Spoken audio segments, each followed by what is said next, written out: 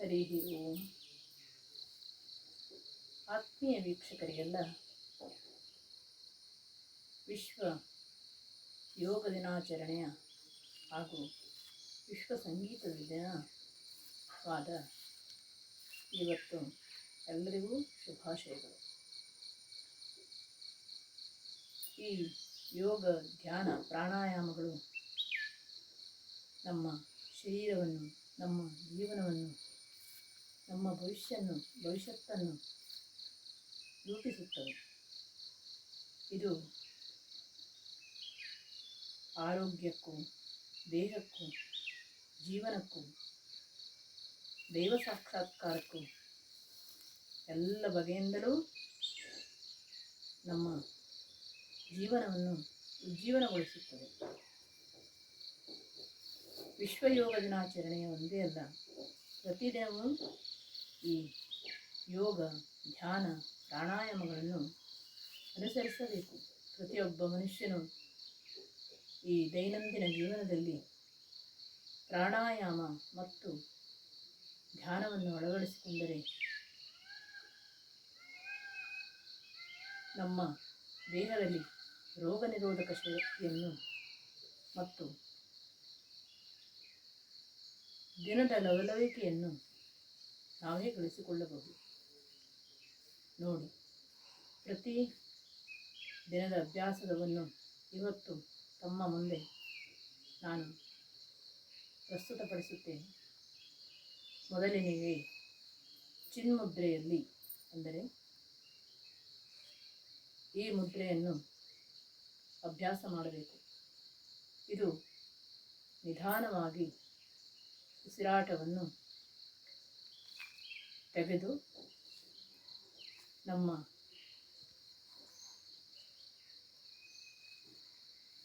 ಎದೆಯಲ್ಲಿ ಅದನ್ನು ಶಾಂತ ರೀತಿಯಿಂದ ಸ್ವೀಕರಿಸಿ, ಶಾಂತ ರೀತಿಯಿಂದ ಉಸಿರನ್ನು ಹೊರಗೆ ಬಿಡಬೇಕು. ಮನಸ್ಸು ನಮ್ಮ ಪ್ರಾಣಾಯಾಮದ ಕ್ರಿಯೆಯ ಮೇಲೆ ನಿಲ್ಲಿಸಬೇಕು. ನೋಡಿ,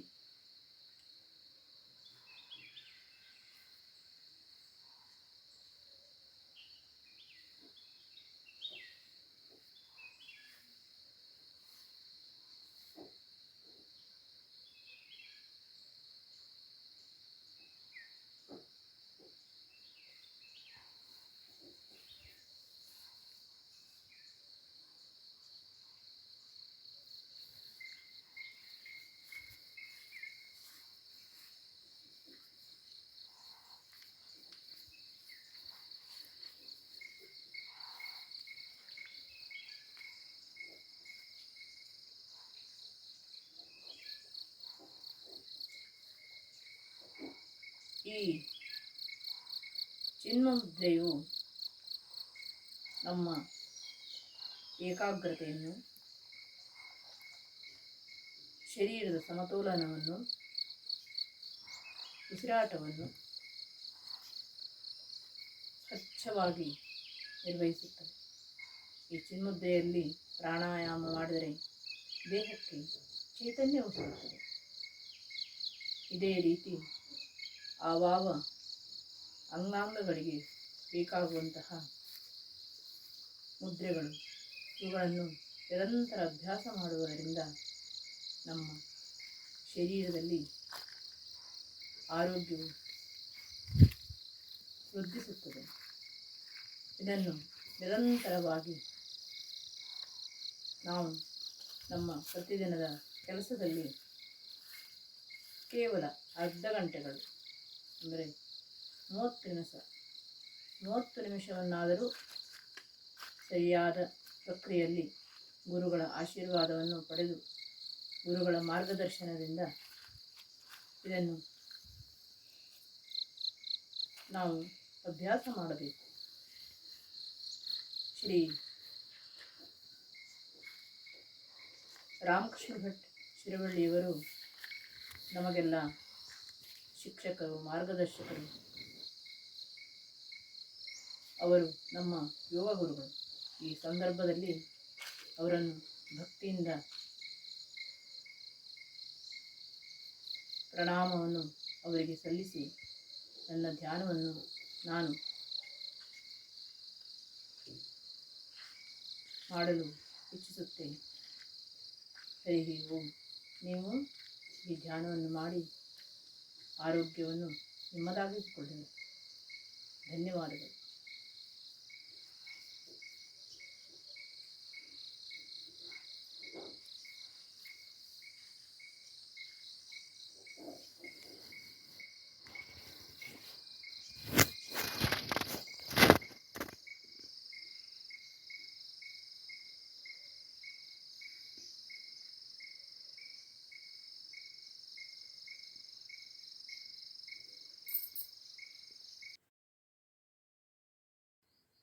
ಜೂನ್ 21ರಂದೇ ವಿಶ್ವ ಯೋಗ ದಿನಾಚರಣೆ ಏಕೆ?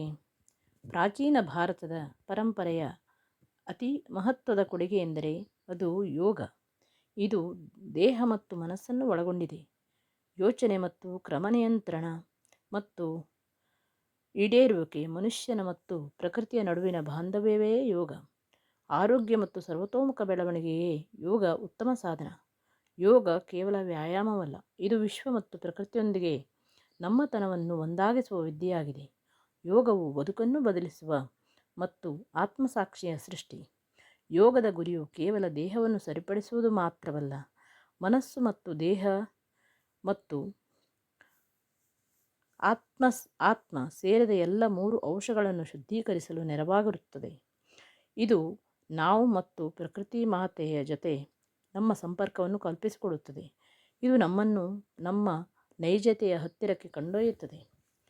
ಯೋಗವು ವ್ಯಾಯಾಮ ಮಾತ್ರವಲ್ಲದೆ ನಿಮ್ಮೊಂದಿಗೆ ವಿಶ್ವ ಹಾಗೂ ಪ್ರಕೃತಿಯ ಜೊತೆಗೆ ಏಕತೆಯ ಅರ್ಥವನ್ನು ಕಂಡುಹಿಡಿಯಲು ನೆರವಾಗುತ್ತದೆ. ನಮ್ಮ ಜೀವನ ಶೈಲಿ ಹಾಗೂ ಪ್ರಜ್ಞೆ ರಚಿಸುವ ಮೂಲಕ ಹವಾಮಾನ ಬದಲಾವಣೆ ನಿಯಂತ್ರಿಸಲು ಮತ್ತು ಯೋಗಕ್ಷೇಮವನ್ನು ಸುಧಾರಿಸಲು ಸಹಾಯ ಮಾಡುತ್ತದೆ.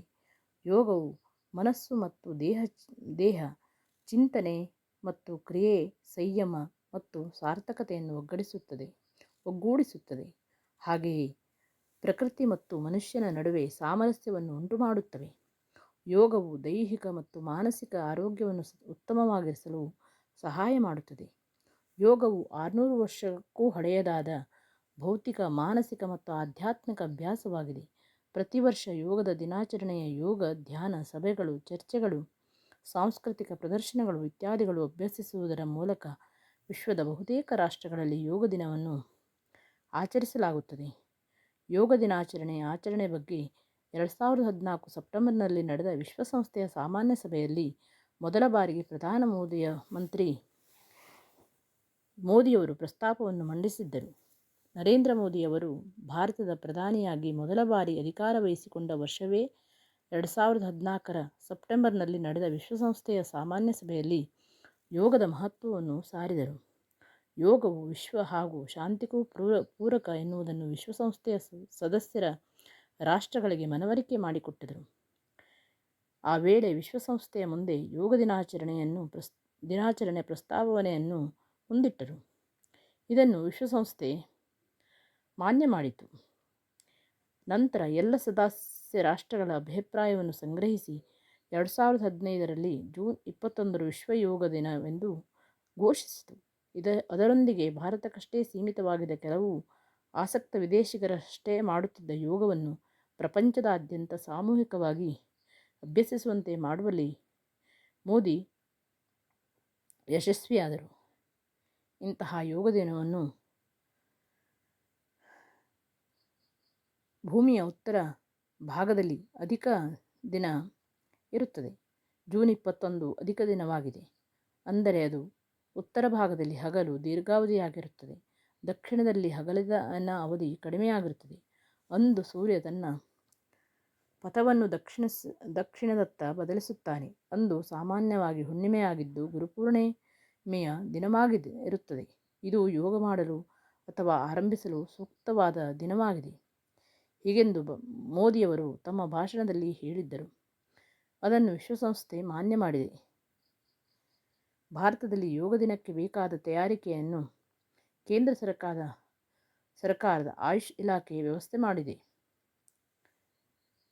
2015 ಜೂನ್ 21ರಂದು ಆಚರಿಸಲಾದ ಮೊಟ್ಟಮೊದಲ ವಿಶ್ವ ಯೋಗ ದಿನವನ್ನು ಪ್ರಧಾನಮಂತ್ರಿಯವರು 84 ದೇಶಗಳ ಪ್ರತಿನಿಧಿಗಳು ಸೇರಿದಂತೆ 35,985 ಜನರು ನವದೆಹಲಿಯಲ್ಲಿ ರಾಜ್ಪಥ್ನಲ್ಲಿ 35 ನಿಮಿಷ 21 ಆಸನಗಳನ್ನು ಪ್ರದರ್ಶಿಸಿದರು. ಇದನ್ನು ವಿಶ್ವದ ಲಕ್ಷಾದ್ಯಂತ ಜನ ವೀಕ್ಷಿಸಿದರು. ಏಕಕಾಲದಲ್ಲಿ ಇದು ಗಿನ್ನಿಸ್ ದಾಖಲೆಯನ್ನು ಬರೆಯಿತು. ಒಂದೇ ಬಾರಿಗೆ 35,985 ಜನರು ಏಕಕಾಲಕ್ಕೆ ಒಂದೆಡೆ ಯೋಗ ಅಭ್ಯಾಸ ಮಾಡಿದ್ದು ಮೊದಲ ದಾಖಲೆಯಾದರೆ, ಒಂದೇ ಬಾರಿಗೆ 84 ದೇಶದ ಪ್ರತಿನಿಧಿಗಳು ಯೋಗದಲ್ಲಿ ಭಾಗವಹಿಸಿದ್ದು ಮತ್ತೊಂದು ದಾಖಲೆಯಾಗಿತ್ತು. ದೇಶಕ್ಕೆ, ವಿಶ್ವಕ್ಕೆ ಶಾಂತಿ ಲಭಿಸುತ್ತದೆ ಎಂದು ಪ್ರಧಾನಮಂತ್ರಿಯವರು ಹೇಳಿದ ಈ ಯೋಗವನ್ನು ಎಲ್ಲ ಸಮಸ್ತ ಜನರು ಆಚರಿಸೋಣ. ಈ ಯೋಗ ದಿನಕ್ಕೆ ಅತ್ಯಂತ ಮಹತ್ವವನ್ನು ಕೊಡೋಣ. ಧನ್ಯವಾದಗಳು.